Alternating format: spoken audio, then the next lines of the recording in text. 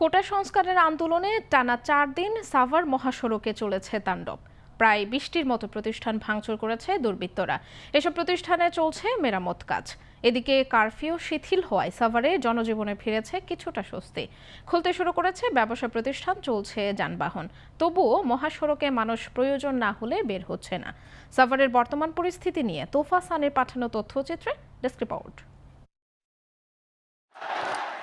কোটা সংস্কারের আন্দোলনে এমনই পরিস্থিতি ছিল ঢাকা সাভারের মহাসড়কে। একটানা ৪ দিন ধাওয়া পাল্টা ধাওয়া, টিয়ারশেল ও গুলিতে জনজীবনে নেমে আসে আতঙ্ক।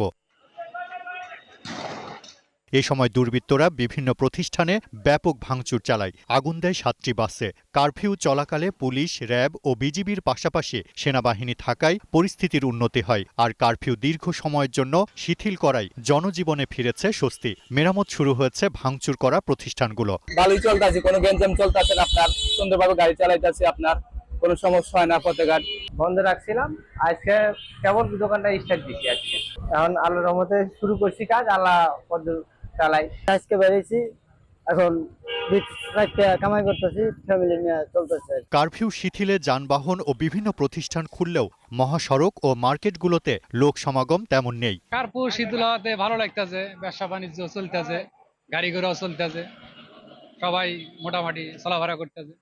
কয়েকদিন তো ভয়াবহ অবস্থা ছিল, ঘর থেকে বাইরে বাড়িতে পারি নাই, ঘরের ভিতরে থাকতাম।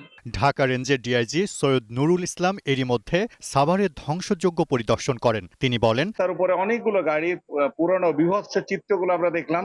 পুলিশের যে স্থাপনাগুলো ছিল, পুলিশ বক্স ছিল, ডিবি অফিস ছিল ইত্যাদি ভাঙচুর করা হয়েছে ব্যাপক হারে, এবং ট্রাফিক পুলিশের যে স্থাপনাগুলো সেগুলো একেবারে নিশ্চিহ্ন করে ফেলা হয়েছে। কারফিউ পুরোপুরি শিথিল করে আবারও জনজীবনে ফিরে আসুক স্বস্তি, এমনটাই প্রত্যাশা সাভারবাসীর।